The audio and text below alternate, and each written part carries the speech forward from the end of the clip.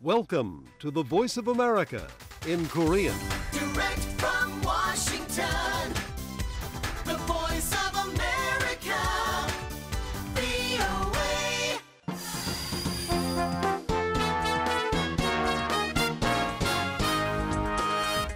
여러분 안녕하십니까? 여기는 미국의 수도 워싱턴에서 보내드리는 VOA 미국의 소리 방송입니다. 지금부터 VOA 한국어 저녁 방송을 시작하겠습니다. VOA 한국어 방송은 매일 아침 3시 30분부터 5시 30분까지 그리고 밤 7시 30분부터 11시 30분까지 두 차례 보내드립니다. 미국의 소리 한국어 방송은 객관적이고 공정하며 포괄적인 한반도와 미국 그리고 세계 소식과 함께 각종 정보와 교양, 오락 등 다양한 프로그램을 전해드리고 있습니다. VOA World News. VOA 세계 뉴스입니다. 프랑스 남동부의 휴양도시 니스에서 어젯밤 바스티유의 날을 기념하기 위해 모인 군중들을 향해 대형 트럭이 돌진해 적어도 84명이 숨지고 수십 명이 다쳤습니다. 이날 행사가 열린 니스 해안가에는 공연이 끝난 뒤 마지막 불꽃놀이를 보기 위해 수많은 사람들이 모여 있었습니다. 목격자들은 트럭 운전자가 지그재그로 차를 몰며 군중들을 향해 돌진하면서 총격을 가했다고 말했습니다. 출동한 경찰은 이 운전수를 사살했으며 트럭 안에서는 폭발물이 발견됐습니다. 프랑스 언론들은 또 트럭 안에서 운전자의 것으로 추정되는 신분증이 발견됐으며 그는 프랑스와 튀니지 이중 국적을 가진 31살 남성이라고 전했습니다. 프랑스 정부는 이번 사건을 테러로 규정했습니다. 프랑스와 올랑드 프랑스 대통령은 텔레비전 연설에서 지난해 11월 파리 연쇄 테러 이후 발효된 국가 비상사태를 3개월 연장한다고 밝혔습니다. 올랑드 대통령은 또 테러와의 싸움에서 그 어떤 것도 프랑스인들을 굴복시키지 못할 것이라고 강조했습니다. 세계 각국 정상들이 프랑스 니스에서 발생한 차량 테러 사건과 관련해 희생자들의 애도를 표하고 공격범을 맹비난했습니다. 바락 오바마 미국 대통령은 성명에서 프랑스는 미국의 가장 오랜 동맹국이라며 이번 테러 사건의 희생자 가족들에게 심심한 위로를 표명한다고 밝혔습니다. 몽골에서 열리고 있는 아시아 유럽 정상회의에 참석한 유럽연합 정상회의 도널드 투스크 상임의장도 이번 공격이 벌어진 시점의 중요성을 언급하고 모든 사람들이 프랑스와 함께 해줄 것을 당부했습니다. 중국의 리커창 총리 역시 모든 형태의 테러를 강력히 비난한다며 희생자들의 애도를 표하고 모든 종류의 테러와 싸울 것이라고 강조했습니다. 캐나다의 쥐스탱 트리도 총리는 캐나다 국민들도 니스 테러 사태에 충격을 받았다며 희생자들을 애도하고 프랑스 국민들과 연대할 것임을 다짐했습니다. 미국의 대통령 후보들도 프랑스 니스 테러 사건을 일제히 규탄했습니다. 공화당의 도널드 트럼프 후보는 자신이 대통령이 된다면 의회에 ISIL과의 전쟁 선포를 요청할 것이라고 말했습니다. 트럼프 후보는 어젯밤 폭스뉴스와의 전화 인터뷰에서 불특정 테러 분자들에 대한 전쟁 선포 준비에 나설 것이며 세계 전쟁에 북대서양 조약기구 나토군을 파병할 것이라고 밝혔습니다. 민주당의 힐러리 클린턴 후보도 CNN 방송과의 인터뷰에서 테러와의 전쟁 상태에 놓여 있다는 트럼프 후보의 발언에 동의한다면서도 ISIL과의 지상전에 대해서는 주의가 필요하다고 밝혔습니다. 클린턴 후보는 그러면서 어떻게 전투를 벌일지에 대해 현명할 필요가 있다며 그것을 실행하기 위해 모든 가능한 접근을 검토해야 한다고 말했습니다. 한편 트럼프 후보는 당초 오늘 오전 자신의 러닝메이트 부통령 후보를 지명할 계획이었지만 프랑스 테러로 발표를 연기한다고 밝혔습니다. 미국 언론들은 트럼프 후보 측근들을 인용해 마이크 펜스 인디애나 주지사가 지명될 가능성이 높다고 보도했습니다.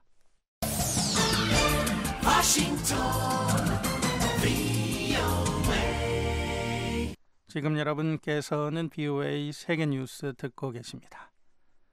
러시아를 방문 중인 존 케리 미 국무장관은 프랑스 니스 테러 사건은 테러를 막기 위한 국제적인 노력에 속도를 내야 할 필요성을 보여준다고 말했습니다. 케리 장관은 니스에서 발생한 끔찍한 테러 사건에 대해 언급하면서 테러 분자들에게 시리아보다 더 큰 온상은 없다고 밝혔습니다. 케리 장관은 어제 블라디미르 푸틴 러시아 대통령과 만난 데 이어 오늘은 세르게이 라브로프 외무장관과 회담했습니다. 케리 장관은 푸틴 대통령과의 면담이 생산적이었으며 매우 솔직하고 진지했다고 말했습니다. 러시아 크렘린궁 대변인은 그러나 푸틴 대통령과 케리 장관이 시리아와 관련해 미러 군사협력 문제를 직접 논의하지는 않았다고 밝혔습니다. 바락 오바마 미국 대통령이 어제 워싱턴에서 최근 불거진 인종 갈등과 경찰 폭력 등 현안들에 대해 국민과의 대화의 시간을 가졌습니다. 이 자리에는 텍사스주를 비롯해 미네소타와 루이지애나, 미주리주에서 경찰과 치명적인 대립으로 피해를 입은 사람들이 참석했습니다. 오바마 대통령은 이 자리에서 경찰에 대한 신뢰 구축이 중요하다며 법 집행 관리들에 대한 분노가 새로운 폭력을 낳고 있는 만큼 경찰을 공정히 대할 것을 당부했습니다. VOA 세계뉴스 천일규였습니다.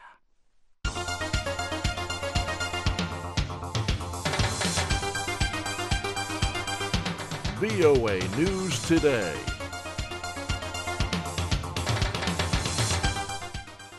여러분 안녕하십니까? 2016년 7월 15일 금요일 VOA 뉴스 투데이 1부 시작하겠습니다. 진행의 노시창입니다. 이 시간에 보내드릴 주요 한반도 소식입니다. 미국과 한국, 일본의 외교 차관들이 하와이에서 만나 미국의 사드 배치가 제3국을 겨냥한 것이 아니라는데 의견을 같이 했습니다. 북한은 사드 배치를 민족의 운명을 외세에 맡긴 만행이라고 주장했습니다. 한국은 이런 주장을 적반하장이라고 반박했습니다. 우리와 국제사회의 엄중한 경고에도 불구하고 핵 미사일 도발을 지속하며 미 하원 외교위원회는 북한의 위협에 대응해 미 한일 공조를 지지하는 결의안을 채택했습니다.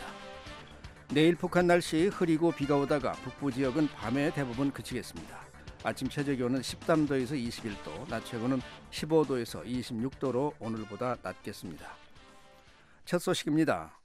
미국과 한국, 일본의 외교 차관이 참석하는 4차 외교 차관 협의회가 미국 하와이에서 열렸습니다. 세 나라는 북한의 핵과 미사일 위협에 대한 공조를 강화하기로 했고 한국의 사드 배치가 제3국을 겨냥한 게 아니라는 데 공감했습니다. 서울에서 한상미 기자가 보도합니다. 미한일 3국이 현지 시간으로 14일 하와이 호놀룰루에서 열린 제4차 외교차관 협의회에서 한반도 정세와 대북 공조 방안 등에 대해 논의했습니다. 이번 협의엔 토니 블링컨 미 국무부 부장관과 임성남 한국 외교부 제1차관, 그리고 스기야마 신스케 일본 외무성 사무차관이 참석했습니다. 한국 외교부는 미한일 3국이 이번 협의회를 통해 북한의 핵과 미사일 도발을 강력히 규탄하는 한편 북한의 비핵화를 위한 3국 공조를 더욱 강화하기로 했다고 15일 밝혔습니다. 블링컨 부장관은 특히 북한의 핵과 미사일 위협에 대해 동맹국의 안전을 위해 필요한 조치를 취해 나갈 것이라며 이런 측면에서 최근 사드의 주한미군 배치 결정은 제3국을 겨냥한 게 아니라고 강조했습니다. 미한일 3국은 또 유엔과 국제사회의 대북 제재 목표는 북한의 비핵화를 달성하는 데 있으며 북한의 도발이 계속되는 한 포괄적이고 지속적인 제재를 계속 추진해 나가기로 했습니다. 유엔 안전보장이사회의 결의 2270호의 지속적이고 충실한 이행을 위해서도 적극 협력하기로 의견을 모았습니다. 이와 함께 미한일 3국은 미국의 최근 대북 인권 제재를 평가하고 보다 창의적이고 실효적인 대북 제재 방안을 계속 모색해 나가기로 했습니다. 한편 임성남 제1차관은 협의회 직후 열린 공동회견에서 미한일 3국의 전략적 우선순위인 북한 핵 문제가 핵심 의제였다고 말했습니다.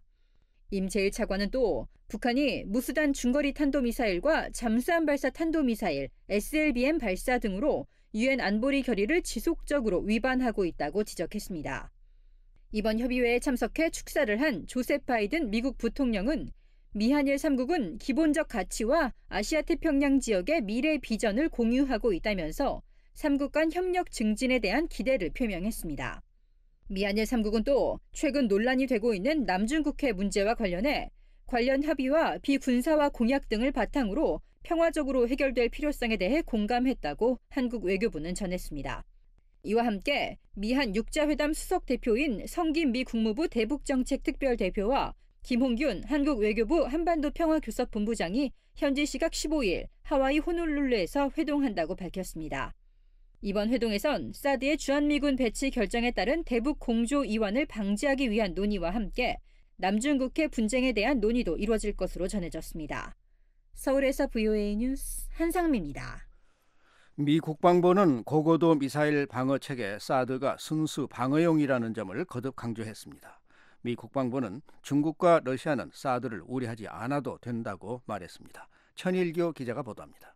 미 국방부 피터 쿡 대변인은 14일 정례 브리핑에서 사드가 북한의 위협에 대응한 순수 방어 체계임을 확인했습니다. Been clear, as I believe the South Koreans have as well, that the purpose of the THAAD system. 미국 정부는 사드 시스템의 목적이 방어용이라는 점을 늘 명확히 했고 한국 역시 같은 주장을 해왔다는 설명입니다. 쿡 대변인은 이어 사드가 북한의 매우 현실적인 위협을 막는 데 목적이 있다고 강조하면서 이 같은 이유로 중국과 러시아가 우려를 가져서는 안 된다고 말했습니다. 이날 쿡 대변인은 사드 배치 발표 이후 북한이 물리적 대응 조치를 하겠다는 발표에 대해 과거에도 북한의 도발적인 성명과 행동을 접했다면서 북한이 한반도의 긴장을 줄이기 위한 단계를 밟을 것을 촉구한다고 밝혔습니다. 한편 쿡 대변인은 사드의 최종 배치 시기와 관련해서는 아직 정해진 바가 없다며 한국과 긴밀히 공조하고 있다고 말했습니다. VOA 뉴스 천일교입니다. 미국의 고고도 미사일 방어 체계인 사드는 한국 남부 지역 방어를 위해 배치가 추진됐다고 버나드 샴포 전 주한 미 8군 사령관이 말했습니다. 샴포 전 사령관은 북한의 핵 위협뿐 아니라 서울 등 수도권을 겨냥한 장사정포 등 재래식 위협에 대한 대응 능력을 강화해야 한다고 강조했습니다. 김영건 기자가 보도합니다. 워싱턴의 민간단체인 한미경제연구소가 14일 한반도와 동아시아의 안보 상황을 주제로 토론회를 열었습니다. 이날 행사에 참석한 버나드 샴포 전 주한미군 8군 사령관과 벙 맥키언 전 하원 군사위원장, 황진하 전 한국국회 국방위원장은 모두 주한미군의 사드 배치 결정을 긍정적으로 평가하면서 북한의 재래식 무기 위협에도 긴장을 늦춰서는 안 된다고 경고했습니다. 최근 4년 동안 8군 사령관을 지낸 뒤 지난 2월에 예편한 샴포 전 사령관은 사드 배치가 한국의 남부 지역 방어를 강화하기 위한 것이라고 말했습니다. I was concerned about our ability to protect all the southern area that would allow us to 재임 시절 북한의 미사일 위협에 대한 한국 남부 지역의 방어 능력에 대해 우려해 정치적이 아닌 군사적 차원의 요구로 이곳에 사드 배치를 추진했다는 설명입니다. 한국 국방부는 앞서 사드를 동남부 지역인 경상북도 성주에 배치할 것이라고 발표했습니다. 샴포 전 사령관은 사드가 기존의 저고도 미사일 방어 체계인 패트리엇을 대체하는 게 아니라 한국이 패트리엇 3를 확대하듯이 방어 능력을 증강하는 차원에서 배치되는 것이라고 말했습니다. 주한미군과 한국군은 북한의 단거리 미사일과 장사정포의 직접 위협 대상인 서울 수도권은 패트리엇 3의 증강 배치로 수도권 이남은 방어 반경이 패트리엇보다 훨씬 넓은 사드와 패트리엇 3를 겹겹이 방어할 계획입니다. 맥키언 전 하원 군사위원장도 이날 사드 배치 결정을 크게 반겼습니다. I was happy to hear that announcement. I think that we should do that. 북한의 핵무기 사용을 억제하는 측면에서 사드는 유익한 역할을 할 것이란 겁니다. 샴포 전 사령관은 그러나 북한의 핵 능력뿐 아니라 장사정포 등 서울 수도권을 겨냥한 북한의 재래식 위협에 대한 대응을 꾸준히 강화해야 한다고 강조했습니다. And from a military perspective, the capability that's in that conventional force that could impact. 북한은 김정은 국무위원장이 직접 재래식 전술 훈련에 개입하고 장사정포를 현대화하고 있으며 군사 분계선 지역에서 활발한 움직임을 보이고 있다는 겁니다. 샴포 전 사령관은 이런 움직임이 자칫 남북한 모두의 잠재적 오판으로 이어질 수 있기 때문에 어떤 상황이든 빠르게 대응할 수 있는 준비태세를 강화하는 게 중요하다고 말했습니다. 그러면서 한국 일각에서 제기되고 있는 자체 핵무장이나 미군의 전술핵 재배치보다 장사정포와 비대칭 전력 대응 능력을 강화하는 게 훨씬 낫다고 지적했습니다. The development of a nuclear weapons program there's a tremendous cost and a tremendous amount of time to do that.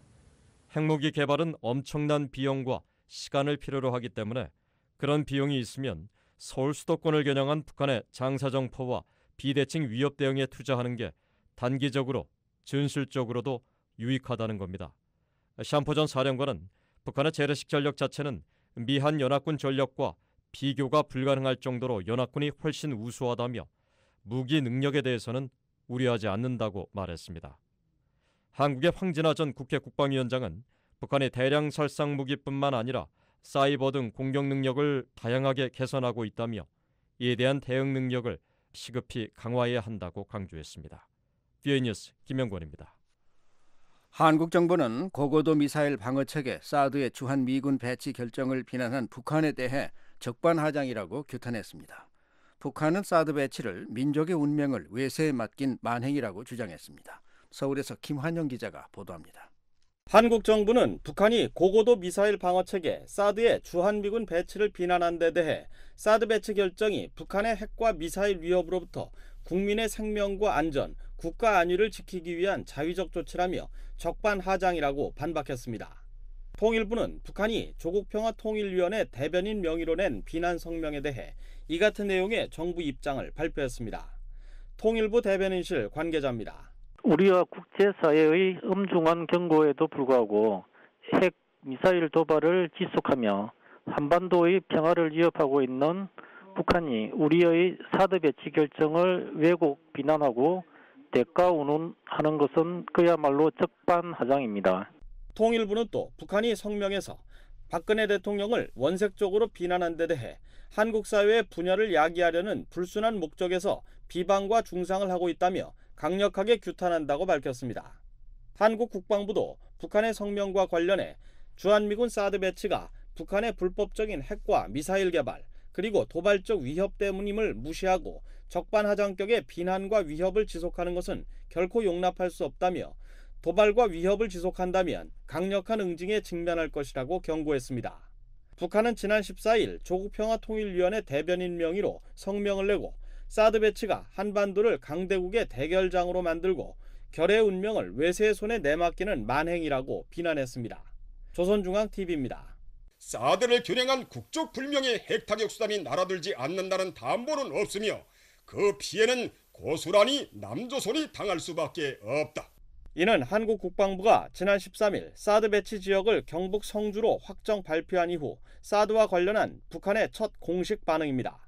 성명은 또 사드 배치가 미국의 손을 빌어 북한 핵무기를 없애겠다는 극악무도한 대결망동이고 미국의 영구 강점의 기회를 주는 매국 범죄라고 주장했습니다. 성명은 이와 함께 사드 배치에 대응해 주변 나라들이 군사적 조치를 취할 경우 한국이 대국들의 갈등과 마찰에 한 복판에 설 수밖에 없다며 한국 내 각계각층이 떨쳐 일어나라고 갈등을 부추겼습니다. 동국대 북한학과 김용현 교수는 북한의 이 같은 언동이 한국 사회의 분열을 노린 것이라고 분석했습니다. 이번 사드 배치와 관련해서 북한의 의도는 결국 남남 갈등을 유발시키는 한국 사회의 사드 문제와 관련된 균열을 노린 그런 측면을 분명히 보이고 있다고 평가할 수 있겠습니다. 북한은 미한 양국이 사드를 주한미군에 배치키로 한 바로 다음 날인 지난 9일 잠수함 발사 탄도미사일 한 발을 발사하며 무력 시위를 벌였습니다. 이어 지난 11일엔 총참모부 포병국 중대 경고를 통해 사드 배치 장소가 확정되는 시각부터 물리적 대응 조치가 실행될 것이라고 위협했습니다. 서울에서 VOA 뉴스 김환용입니다. 한국의 경북 성주에 사드 배치가 확정된 지 이틀이 지났지만 여전히 논란이 가라앉지 않고 있습니다. 이 시간에는 한국의 국책연구기관인 국방연구원의 이호령 연구위원을 전화로 연결해서 자세한 이야기 들어보도록 하겠습니다. 이 의원님 안녕하십니까? 네, 안녕하세요. 이 사드의 경북 성주 배치를 놓고 군사적인 효용성 문제가 계속 제기되고 있는데요. 이 여러 장소가 거론됐습니다마는 그중에 이 성주가 선정된 이유를 어떻게 설명할 수 있을까요? 네, 일단 그 성주의 이제 위치를 보면요, 우리가 그 팩2 미사일, 그 패트리어트 미사일은 갖고 있는데요. 그건 어떻게 보면 국지 방어라고 할 수가 있어요. 근데 이 사드 배치 같은 경우는 이제 지역 방어라고 할 수 있어서 보다 이제 넓은 범위를 그 방어를 하는 거죠.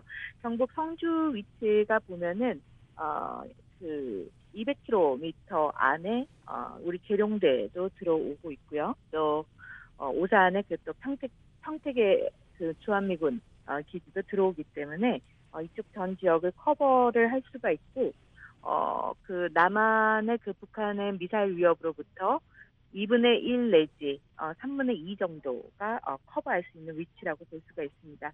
그리고 또한 그 북한의 그 위협 중에 상당 부분이 그 수도권을 위협하는 게 이제 장사정포랑 이제 방사포가 되는데요. 그 네. 위협으로부터 또 거리가 충분히 떨어져 있기 때문에 사드 배치의 그 안전성, 위치의 그런 안전성 문제도 확보된 지점이라고 볼 수가 있죠. 네. 그래서 이 사드가 결국 한반도 남부권에 있는 주한 미군을 보호하기 위한 것이다. 이런 그 말들이 있습니다. 박사님이 보시기에는 어떻습니까? 그렇지는 않죠. 앞에서 말씀드렸듯이 그 수도권 같은 경우에는 그 북한의 이미 그 장사정포와 그 방사포 의 위협이 어떻게 보면 탄도미사일의 위협보다 훨씬 높다라고 볼 수가 있죠. 거기에 대한 이제 우리의 그 대응 체계는 앞에서 말씀드렸듯이 패트리어트 미사일 2나 패트리어트 미사일 3로 그 위협을 커버를 할 수가 있고요. 왜냐하면 북한에서 그 날아오는 그 미사일을 그 수도권에서 요격을 한다라는 것은 상당 부분 미사일이 그 떨어지는 각도가 낮아진 지점에서 즉 하층 방어에서 요격이 가능하기 때문에 네. 그 부분은 보면 팩2, 팩3로 구성된 하층 방어 시스템에서 막을 수가 있는 거고요. 사드 같은 경우에는 이제 고고도 미사일 방어 체계라서 고도가 떨어지는 지점이 40km 이상이 되는 지점에서 요격을 하는 미사일 방어 체계인 거죠. 그렇기 때문에 사드 미사일 방어 시스템을 그 수도권에 갖다 놓는 거라는 것은 그 기능적 측면에서 봤을 때 적합하지 않다라고 볼 수가 있습니다. 네. 서울이 수도권이 포함이 되지 않는다면 사드 배치를 하는 의미가 과연 무엇이냐 이런 그 논란도 있는데요. 일단 그 북한의 위협으로부터 그 한국의 방어력, 한국의 재산권, 국민의 안전, 그다음 주한미군 이런 걸 다 보호하는 시스템 하에서 이제 사드 방어 시스템이 도입이 되는 거고요. 우리가 지금 갖고 있는 거는 지금 팩2를 지금 현재 갖고 있는 거고요. 팩3는 이제 빠른 시일 내에 도입을 하고 있는 거고, 우리가 또 하층 방어 시스템 체계를 강화하기 위해서 한국형 미사일 방어 체계에서 KAMD 시스템을 2020년대 중반까지를 완성 시점으로 지금 상당 부분 진행이 되고 있습니다. 이런 부분에다가 지금 상층 방어인 사드 시스템을 도입을 함으로 인해서 하층 방어와 상층 방어를 동시에 구축을 하는 거고요. 또 앞에서 말씀드렸듯이 패트리어트 미사일 같은 경우는 국지 방어를 하고 있는데, 국지 방어의 사드 미사일 시스템은 또 지역 방어 체계이기 때문에 국지 방어, 지역 방어를 또 동시에 할 수 있는, 그러니까 방어 체계를 다층적으로 구성함으로 인해서 안보력과 방어력을 보다 강화시키는 측면 하에서 사드 체제가 도입된 거라고 볼 수가 있죠. 네, 북한에서 남쪽을 겨냥한 공격 방식 주로 어떤 네네. 것들이 집중적으로 배치가 돼 있나요? 앞에서 말씀드렸듯이 그 전선 지역, 전현지대 중심으로 이제 장사정포가 많이 배치되어 있고요. 그다음에 미사일이 스커드 BC, 또 노동 미사일, 그다음에 무수단 미사일은 이제 다들 실전 배치가 되어 있는데, 그런 배치된 그 미사일이 한 1000여 기 정도가 배치가 되어 있는 거죠. 근데 무서운 거는 이런 그 탄도 미사일의 탄두로 핵이라든지 생화학이라든지 그걸 탄두로 탑재를 해서 탄도 미사일을 이용해서 공격할 수 있다라는 점이 우리에게 위협적인 거죠. 그러한 측면에서 우리가 그 유경 미사일 방어 시스템을 갖추고 있는 거고, 특히 이제 수도권 방어와 관련해서는 이제 하층 방어와 또 상층 방어 있는데 북한이 미사일을 어느 지점에서 쏘느냐에 따라서 고각이냐 뭐 이런 거에 따라서 또 우리의 또 방어력을 또 높일 수가 있는데 네. 그 북한이 만약 그 탄두를 우리가 가장 우려하고 있는 뭐 핵이라든지 생화학이라든지 이런 거를 탑재를 해서 쐈을 경우 상층 방어에서 우리가 그거를 요격을 하면은 그 피해가 그 땅으로 떨어지지 않는 거죠. 네. 다시 말씀드리자면 핵의 방사능이라든지 생화학이라든지 이런 게 공중에서 분해가 되기 때문에 그 효과가 밑으로 미치지 않기 때문에 상층 방어 체계가 필요한 거죠. 네. 이 사드 배치와 관련해서 또 다른 논란이 이제 레이더에서 나오는 전자파 문제인데요.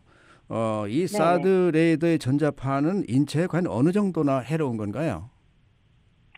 이미 한국의 많은 레이더들이 구축되어 있는데요. 사추현 미사일 2도 제가 이미 갖추고 있다 그랬잖아요. 네네. 이것도 요격하기 위해서 레이더가 필요한 거고요. 또 그것보다 더 센 이제 그 출력이 더 강한 레이더가 그린파인 레이더도 있고요. 그다음에 요번에 이제 들어오는 게 그 사드에서 북한의 미사일을 탐지하기 위한 그 레이더가 들어오는 거죠. 근데 문제는 최근에 만들어진 이런 레이더들이 이 출력도 높지만 그런 인체에 대한 안전의 문제도 같이 성능이 향상되어져 있다라는 점입니다. 그래서 실질적으로 인원의 출입 통제를 보면은 그린파인 같은 경우가 이미 배치되어 있는 그린파인 레이더 같은 경우가 그 사드 배치의 그 레이더보다 통제 거리가 훨씬 더 깁니다. 다시 말씀드리자면은 기존의 레이더보다 오히려 사드 레이더가 인체에 미치는 그런 그 기능은 훨씬 낮다라고 볼 수가 있는 거죠. 그리고 그 대부분의 레이더들은 탐지를 하기 위해서 다 고도가 높은 지역에 위치를 하고 있어서요.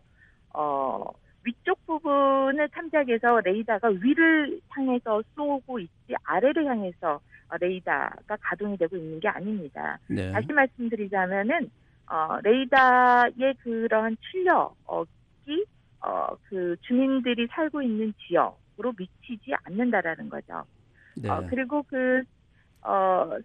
레이더의 그런 인체 유해성 문제와 관련해서는 이미 그 군시설의 그 안에 또 레이더가 설치되어 있고요. 또 그 지역에서 또 한참 안에 있는 100m 지점 내를 통제하고 있기 때문에 실질적으로 일반 그러한 주민들이 이러한 그 사드 배치에 따른 레이더의 위협에 노출될 가능성은 거의 없다라고 보는 게 정확하다고 볼 수가 있습니다. 자, 북한은 한국의 이 사드 배치가 한반도 주변국들을 겨냥한 것이라 이런 주장을 하고 있는데요. 이런 주장의 그 의도는 어디에 있다고 보시는지요? 북한은 이 사드 배치를 계기로 해서 굉장히 다양하게 이점을 얻을 수 있는 계기로 활용을 하는 것 같습니다. 북한의 그 논리를 보면요. 중국과 러시아가 한국의 사드 배치를 반대하는 논리와 동의를 합니다. 그러한 측면에서 북한은 이러한 사드 배치 논의의 반대에 적극 동참함으로 인해서 북한의 핵과 미사일 능력 고도화의 문제를 뒤로 수면 아래로 내리는 그러한 효과를 갖고 있고요. 그러므로 인해서 대북 제재를 둘러싼 주변국과의 공조 문제, 국제사회 공조 문제, 공조를 균열을 시키는 그런 데 초점을 두고 있고요. 그리고 이 계기로 또 우리 한국 사회 내에 그 사드 배치 도입 문제를 놓고 남남 갈등을 일으키는 그러한 전술로 활용하는 측면이 크다라고 볼 수가 있겠죠. 자, 연구위원님 오늘 시간 내주셔서 감사합니다. 고맙습니다. 지금까지 한국 내 사드 배치에 대한 논란들에 대해서 한국국방연구원의 이호령 연구위원의 분석을 들어봤습니다.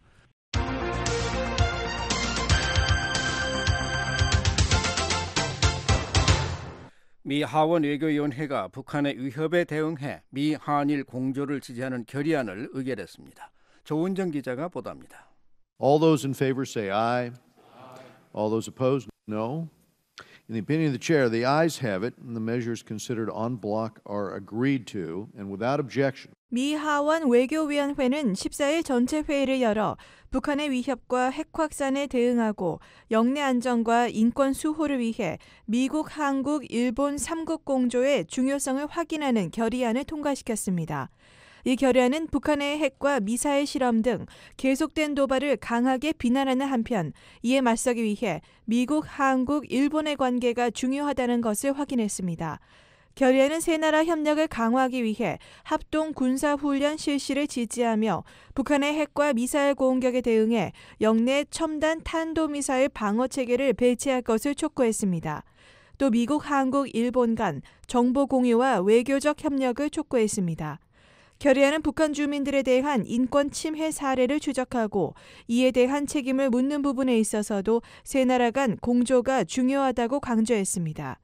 공화당의 맷 세먼 외교위원회 동아시아 태평양 소위원장이 발의한 이 결의안은 지난 6일 동아태 소위에서 채택됐습니다. 세먼 소위원장은 소위 채택 뒤 11일 수정안을 제출하고 북한의 핵무기 추정치를 수정했습니다.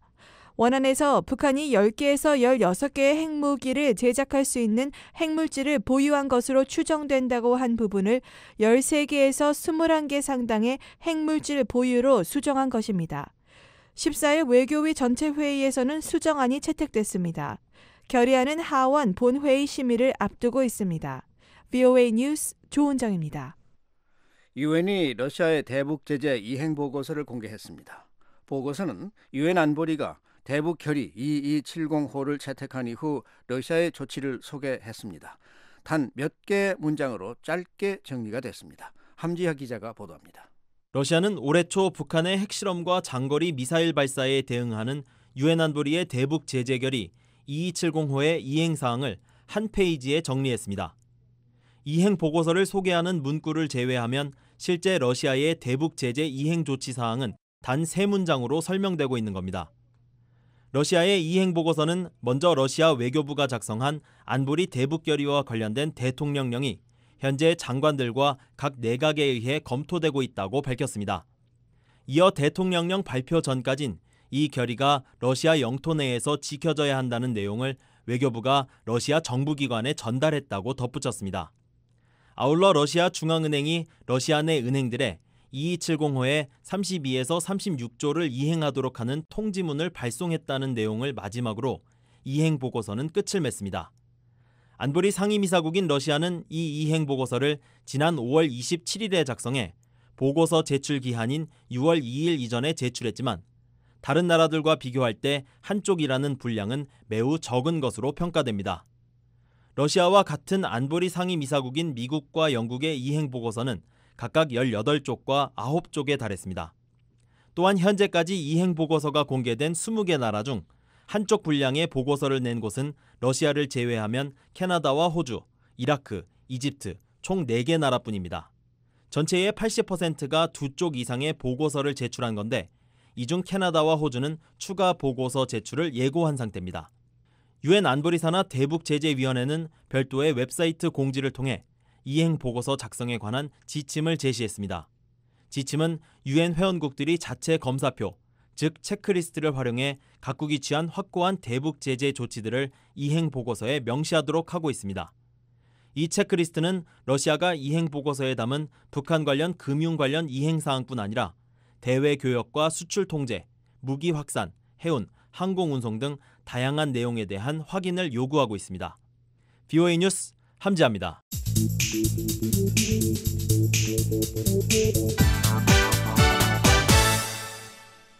6.25 한국전쟁의 전세를 극적으로 바꾼 유엔군의 인천 상륙작전을 그린 영화가 이달 말 한국에서 개봉됩니다. 이 영화에서 유엔군 사령관인 메가더 장군 역을 맡은 유명 배우는 북한으로부터의 위협이 우려된다고 말했습니다. 김정우 기자가 전해드립니다. 영화 인천 상륙작전에서 메가더 사령관 역할을 맡은 북아일랜드 출신의 유명 배우 리암 니슨 씨는 최근 서울에서 가진 기자회견에서 자신에 대한 북한의 위협을 우려한다고 밝혔습니다. 니슨 씨는 기자회견에서 남북한이 현재 실질적으로 전쟁 상황을 유지하고 있고 또 최근에 벌어진 사건들을 생각하면 영화가 공개된 뒤 북한이 자신을 위협할 수 있다고 우려했습니다. 이와 관련해 니슨 씨는 지난 2014년 말 발생한 북한의 소니 영화사 해킹 사건을 언급했습니다. 북한은 당시 김정은 북한 국무위원장 암살 사건을 다룬 코미디 영화 인터뷰를 제작한 소니 영화사에 불만을 품고 이 회사 컴퓨터 전산망을 해킹해 큰 피해를 줬습니다. 미국 정부는 이 사건을 북한의 소행으로 결론 내리고 바락 오바마 대통령의 행정명령을 통해 추가적인 대북 제재를 단행한 바 있습니다. 해킹이란 남의 전산망에 들어가 정보를 빼내거나 전산망을 마비시키는 행위를 뜻합니다. 니슨 씨가 주연을 맡은 영화 인천 상륙작전은 1950년 9월 15일에 펼쳐진 인천 상륙작전의 전개 과정과 한국 특공대의 활약을 실감나게 그리고 있습니다. 영화에는 이정재와 이범수 등 한국의 유명 배우들도 출연합니다. September 15th, 0000 hours. Make contact with KLO and guide our fleet to the beach. 안 있는 거야. 살아남더라도 반드시 해야 할 일이야. 메가더 사령관은 북한의 기습 남침으로 한국군과 유엔군이 부산 인근까지 후퇴한 6.25 전쟁의 전세를 인천 상륙작전을 통해 단숨에 뒤집어 한국전쟁의 영웅으로 칭송받는 인물입니다. 니슨 씨는 세계적인 명성을 가진 배우로 독일 나치의 유대인 학살을 그린 영화 쉰들러 리스트가 대표작 가운데 하나입니다. 니슨 씨는 영화 개봉의 즈음에 서울에서 열린 기자회견에서 메가더 역할 제안을 거절할 수 없었지만 실제로 복잡한 성격의 소유자였던 메가더 장군 역을 하기가 쉽지는 않았다고 밝혔습니다. 영화 인천 상륙작전은 한국에서 7월 27일에 개봉하며 이어 전 세계 50개 나라에서도 공개됩니다. VOA 뉴스 김정우입니다. 한국인들에게 친숙하면서도 낯선 공간인 비무장지대 DMZ를 주제로 작품 활동을 하고 있는 작가가 조선시대에 그려진 옛 그림에서 소재를 채용해 DMZ를 표현했습니다. DMZ 155마일이란 주제로 열린 이 작가의 전시회를 서울에서 박은정 기자가 취재했습니다. 아니 정말 색깔이나 색채들이 너무 화사하고 강렬한 이미지가 좀 돋보이죠? 이게 지금 서울 강남에 있는 한 미술 전시장. DMZ를 주제로 작업을 해오고 있는 손기환 작가의 DMZ 155마일 전시가 지난 7일부터 오는 23일까지 열리고 있습니다. 손기환 작가는 한국인에게 친숙하면서도 낯선 공간인 DMZ를 주제로 작품 활동을 해왔는데요. 이번 강박풍경 연작에서는 군사적 긴장감과 평화적인 생태 공간이라는 요소를 모두 가지고 있는 DMZ를 조선시대 그림들을 차용해 선보입니다. 손기환 작가입니다. 제가 늘 그 주제와 또 소재로 삼고 있는 분단에 대한 그림입니다. 작품 소제목을 이제 DMZ 155마일로 잡았고요. 옛날 한 18세기 이때 산수화, 여기에서 이 풍경, 그러니까 산수화죠. 산수화에서 DMZ에도 이미지하고 이렇게 오버랩될 수 있는 그런 것들을 찾아가지고 새롭게 다시 조립을 해가지고 현대적으로 좀 해석을 한 그런 작품입니다. 다양한 색의 바탕 위에 산수 풍경을 조립하고 재해석한 작품들이 전시돼 있는데요. 조각조각 아직 완성되지 않은 듯한 DMZ의 풍경을 그려냅니다. 완전히 이제 그 꿈속에서 볼 수 있는 그런 풍경들이죠. 그러니까 상상의 이제 완전한 그 당시에도 상상의 풍경인데 사실 DMZ라는 지역 자체가 갖는 이제 갈수록 시간이 가면 갈수록 이렇게 좀 더 그 뭐라 할까 몽상적이고 현실적이지 않은 느낌 이런 것들을 좀 표현한 작품입니다. 굉장히 좀 밝게 그려지긴 했고 노란 동그라미 작품 같은 거 이런 것들은 진짜 제가 DMZ 근무했을 때 보는 풍경하고 거의 같다 그래가지고 저 작품부터 시작을 했거든요. 뭐 그런 이미지들도 볼 수 있는 거고 그리고 이제 색이나 이런 것들 보면 뭐 굉장히 발달했는데 사실 뭐 노란색이나 저렇게 약간 보라색이나 이런 것들이 약간은 병적인 색깔이거든요. 네, 그런 심리적인 부분도 좀 담아서 좀 그린 그림입니다. 손기환 작가의 지난 전시들 역시 DMZ와 통일을 주제로 한 것들이 많은데요. 마주보기 연작 이후 만화 주인공을 소재로 한 작품들을 선보이기도 했습니다. 그간 이제 이 주제로 여러 스타일의 팝적인 작품을 그렸거든요. 초기에는 이제 뭐 마주보기라는 그런 주제로 그렸고, 그다음에 이제 만화 주인공 두통이가 그 당시 이제 6.25 때의 소재를 가지고 그린 만화들이 있어가지고 그걸 가지고도 또 작품을 한 게 있고. 작가가 분단과 통일 또 DMZ에 관심을 가지게 된 건 실향민 2세라는 성장 배경과 DMZ 최전방에서 했던 군 생활에서 비롯됐습니다. 아버님이 이제 월남하시고 이제 북한에서 이제 월남을 하셔가지고 늘 고향 상실이나 뭐 이런 데 관심이 많고 집안에도 그 영향이 좀 있었고, 제가 또 군대 생활을 DMZ 쪽에서 했거든요. 뭐 그런 것들. 그다음 제가 이제 젊었을 때 이렇게 문화운동 할 때도 이런 분단에 또 통일에 대한 관심이 많았기 때문에 이런 주제로 계속 작업을 하게 된 거죠. 아버님이 좀 이제 고향 그림을 좀 그렸으면 좋겠다 그래서 몇 개 그렸는데 별로 이렇게 마음에 들어 하질 않더라고요. 워낙 안 보고 말만 듣고 사진만 보고 그리니까 그 감성을 아마 못 그리는 것 같아요, 제가. 네. 듣고 그다음에 사진, 흑백 사진 뭐 이런 것들, 그다음에 이야기를 듣고 제가 작업을 한 적이 있는데 한 몇 장 했어요. 근데 전시에 아버님이 오셔가지고 전혀 아니다. 그래서 아마 제가 볼 때는 아버님이 갖고 있는 그런 풍경이나 이런 이미지가 사실은 제가 사진을 거의 똑같이 그렸는데도 불구하고 아니라는 거는 그런 감성적인 거, 이런 것들이 남아있는 풍경이 아닐까 이렇게 생각을 하고 있죠. 손기환 작가는 통일이 되는 그날까지 DMZ와 분단에 관한 그림을 계속 그리고 싶다고 말했는데요.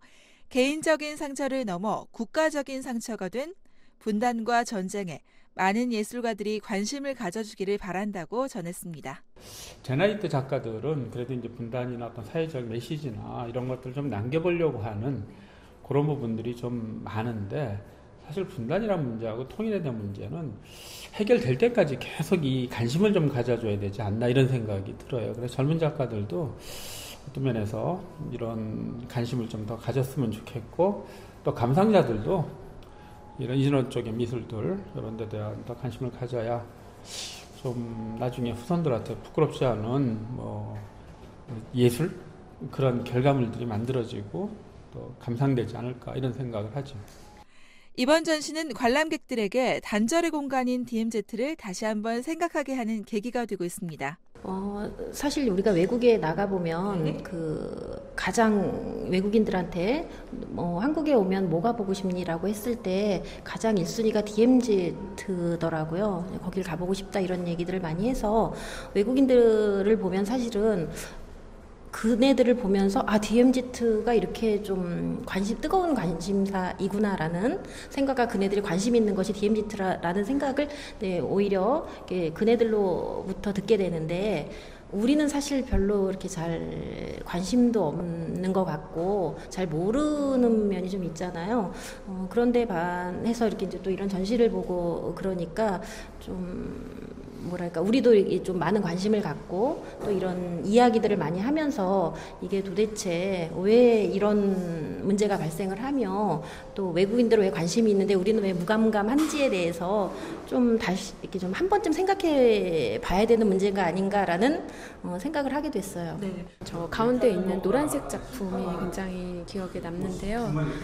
굉장히 DMZ라는 게 어떻게 보면 이어지지 않는 우리나라의 완성되지 않은 퍼즐과 같다라는 느낌이 들어요. 근데 가운데 있는 그림 보면은 암벽이라든지 산 같은 느낌이 굉장히 띄엄띄엄 조각처럼 이렇게 되어 있는데 그게 굉장히 잘 그런 주제에 잘 표현이 잘 된 것 같습니다. 정선이라든가 뭐 이런 옛날 그 동양화 느낌 수묵화 좀 나면서 근데 또 제목은 DMZ라고 해서. 서울에서 VOA 뉴스 박은정입니다.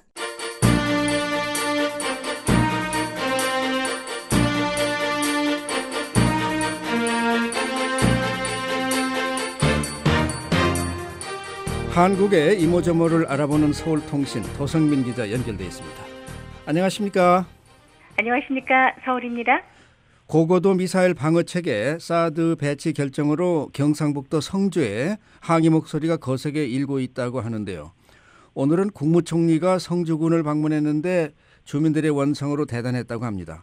오늘은 이 소식부터 전해주실까요? 네, 국가 안보적인 중요한 문제이긴 하지만 어떻게 지역 주민과의 사전 협의 없이 사드 배치를 확정하고 결정할 수 있느냐, 이게 성주 군민들이 분노하고 있는 이유입니다. 네. 이틀 전에 그 군민 걸기 대회가 열렸고 군수와 군민들이 국방부를 찾아가서 혈서와 서명서를 전달했다. 이런 소식 이 시간에 전해드렸었는데요. 네. 오늘은 한국의 그 국무총리가 이 사드의 안전성과 배치 결정의 이유를 알리려고 이 성주군의 군청 행사장에 참석하려다가 문전박대를 당했습니다. 군청 청사 계단에 들어서자마자 군민들이 물병을 던지고 계란을 이렇게 투척하는 바람에 우산이 급히 방패막이로 등장하는 그런 소동이 벌어졌습니다. 네. 그런데 총리가 설명을 할 수 있는 시간은 있었습니까? 한 5분 정도의 아주 어려운 분위기에서 말을 꺼냈습니다.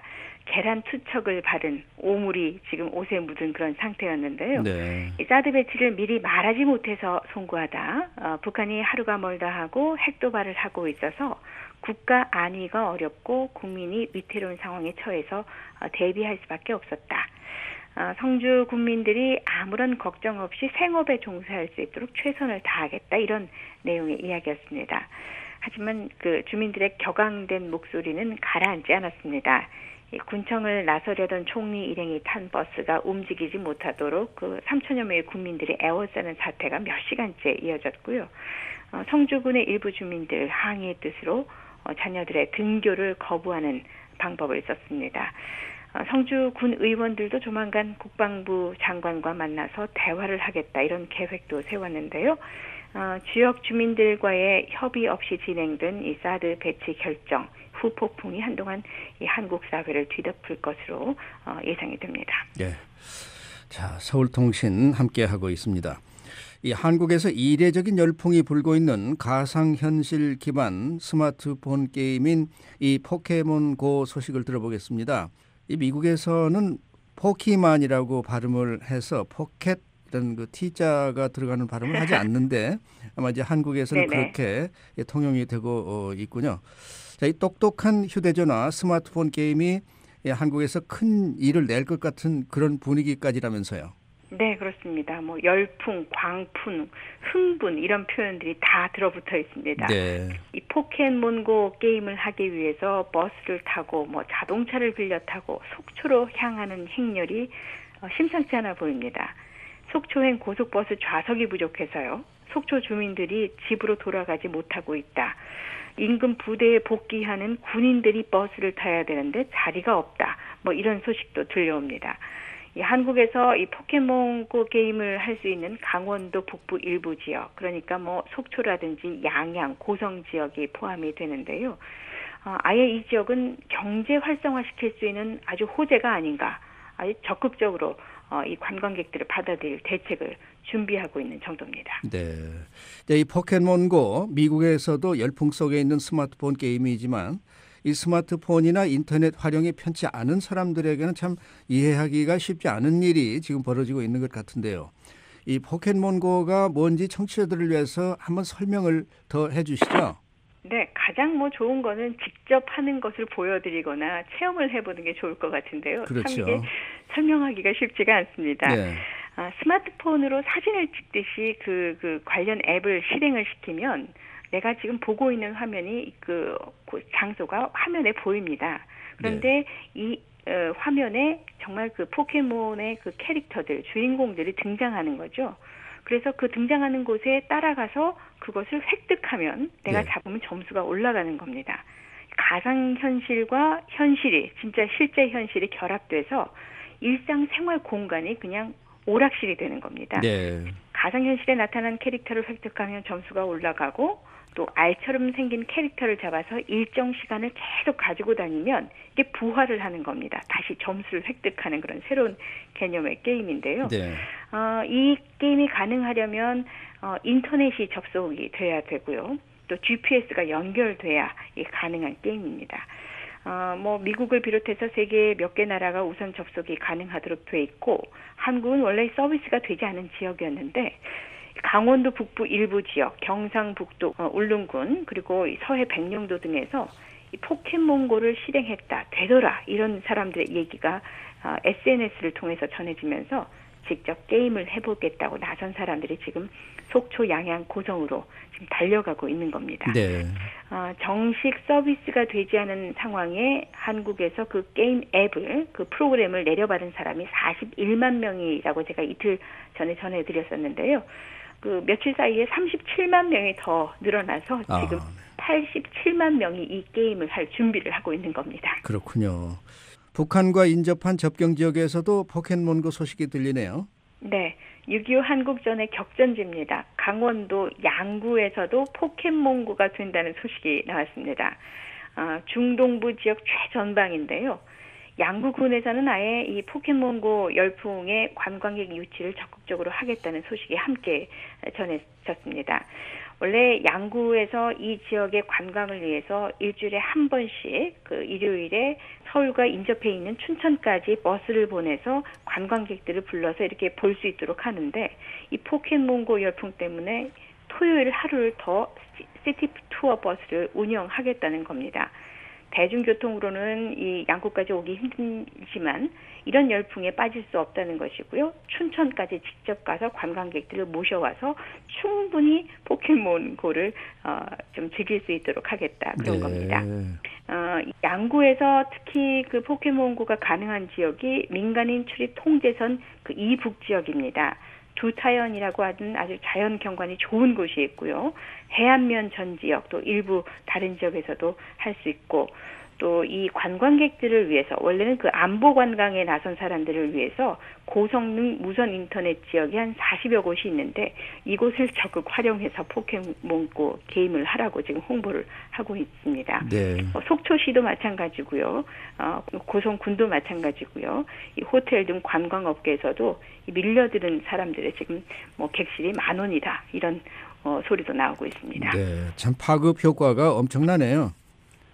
네, 요즘 한국 정부가 강조하고 있는 어떤 정책 중에 하나가 창이라는 겁니다. 네. 얼마 전에 그 크리에이티브 코리아라는 한국의 새로운 브랜드가 만들어졌다, 뭐 논란이 있다, 이런 소식도 전해드렸는데요. 그랬죠. 이 창이라는 게 다른 게 아니라 바로 이런 것도 포켓몬고 열풍을 만들어낸 이 포켓몬고, 이런 것도 창이가 아닌가, 이런 소리까지 나오고 있습니다. 어떻게 보면 한국 사람들이 재미에 목말라 있었던 것이 아닌가, 이런 지적도 나오고 있고요. 이 구글 지도에 대한 제약 때문에 한국에 정식 서비스가 되지 않았다, 이런 소식에 개발사의 최고 경영자가 해결책이 있다, 이런 답변을 또 내놓아서 사람들의 관심을 끌고 있습니다. 포켓몬고를 즐기러 속초와 고성, 울릉도, 독도를 다녀올 수 있는 여행사 상품도 오늘 정식으로 출시가 됐습니다. 한편에서는 스마트폰만 쳐다보면서 게임에 열중하는 사람들 탓에 교통사고의 위험이 크지 않나, 이런 걱정의 목소리도 함께 나오고 있습니다. 네. 자, 이제 서울통신 마지막 소식 들어보겠습니다. 복날이 가까워졌습니다. 삼계탕이 지금 최고 인기 음식이라죠? 네, 여름의 시작을 알리는 초복이 오는 17일 일요일입니다. 한국에서는 어떤 특별한 행사가 주말이나 휴일에 있으면 좀 앞당겨서 하는 그런 경우가 많은데요. 네. 17일 초복을 앞두고 어제와 오늘 여기저기서 삼계탕 끓이는 냄새와 소식이 진동을 하고 있습니다. 땀 많이 흘리는 더운 여름에 삼계탕 같은 보양식으로 기력도 회복하고 건강하게 여름나기를 기원하는, 어떻게 보면 한국 사람들의 오랜 전통 문화가 지금 곳곳에서 펼쳐지고 있는 겁니다. 이 유명 삼계탕 집에 길게 줄을 서는 모습이 생각이 나네요. 네, 문전성시라는 말이 있는데 지금 딱 삼계탕 집 앞이 그런 모습입니다. 네. 음식점뿐 아니라 기업에서도, 학교에서도 근로자들에게, 학생들에게 삼계탕과 수박 등의 보양 특식을 내놓기도 하는 때가 바로 지금인데요. 그 한국의 그 제2금융권인 수협은행이 있습니다. 수협은행의 은행장이 전국의 영업점에 이 원기 충전하라는 의미로 닭튀김을 전달해서 4기 충전을 했다, 이런 소식이 들리고요. 네. 더운 여름에 지금 공사가 한창인 서울에서 가장 높은 빌딩이 될 한 건물 555m 상공에서 오늘 수박 파티가 열렸답니다. 네. 또 최근에 불황이 심해서 기업의 생존도 걱정하고 있는 조선소, 조선소도 복날을 그냥 피해가지 않았습니다. 네. 해마다 복날이면은 그 영양 삼계탕 점심을 마련했다고 하는데요. 올해도 닭 7,000마리, 전복 3만 마리를 사용해 근로자들에게 영양 삼계탕을 전달했다, 먹였다 이런 소식입니다. 네. 자, 영양 보충들 잘 하시고 건강한 여름을 보내시기 바라겠습니다. 자, 서울통신 오늘은 여기까지 듣겠습니다. 지금까지 도성민 기자였습니다. The Voice of America, VOA. 지금 여러분께서는 VOA 한국어 방송 듣고 계십니다. 잠시 후에는 미국 정부의 견해를 반영하는 논평 VOA 세계뉴스 뉴스투데이 2부가 방송되겠습니다. 여기는 워싱턴에서 보내드리는 VOA 방송입니다.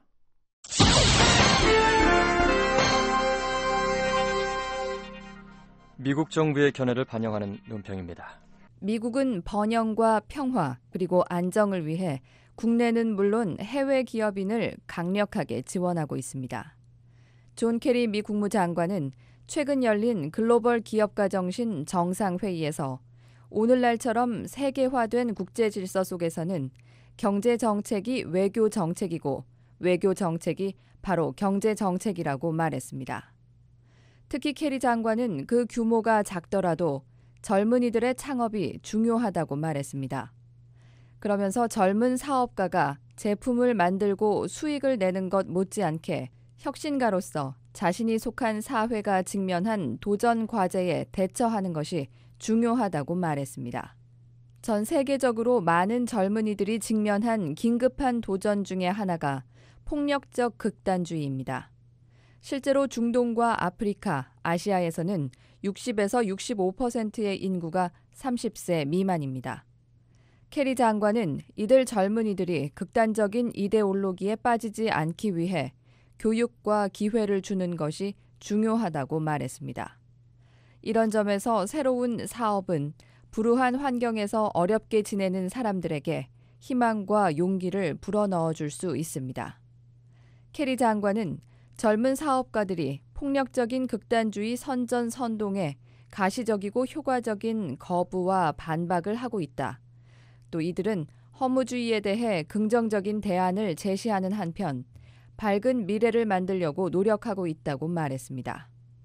그러면서 우리들이 현대적이고 진보적인 문명 사회에 살고 있기 때문에 이는 순위파 무장 세력 다에쉬의 어두운 세계관과 정반대되는 것이라고 말했습니다. 다에쉬는 순위파 무장 세력 ISIL의 아랍어 표현입니다. 젊은 사업가에 대한 또 다른 도전은 부정부패입니다. 젊은 사업가들은 매일 갖가지 방법으로 부정부패라는 도전에 직면합니다. 정부가 제대로 작동하지 않는 상황에서 젊은 사업가들은 아예 사업을 시작하지 못할 수도 있습니다. 그리고 젊은 사업가들은 정부가 보다 책임감 있게 운영될 수 있게끔 다양한 수단을 가지고 있습니다. 케리 장관은 뇌물을 바치지 않거나 정부의 높은 사람들과 친하지 않으면서도 사업을 시작할 수 있어야 한다고 말했습니다. 세계적인 기업가가 된다는 것은 한 사람이 지닌 힘과 이를 통해 세상을 바꿀 수 있다는 것을 이해하는 것입니다. 그리고 이는 세상의 번영과 평화 그리고 진보를 이끌게 될 것입니다. 미국 정부의 견해를 반영한 논평이었습니다. 이에 대해 의견이 있으신 분은 편지나 팩스, 전자메일을 보내주시기 바랍니다. 주소는 Voice of America, 약자로 VOA를 쓰신 뒤 코리안 서비스, 주소 330 Independence Avenue, SW, 워싱턴 DC 20237 USA입니다. 팩스는 국가번호 1번 202-382-5325번이고요. 전자메일은 korean@voanews.com으로 보내주시기 바랍니다. VOA 한국어 방송은 www.voakorea.com으로 접속하시면 다시 들으실 수 있습니다. 다시 듣고 싶은 프로그램이나 방송 원고를 보기 원하시는 분은 www.voakorea.com을 방문하시기 바랍니다.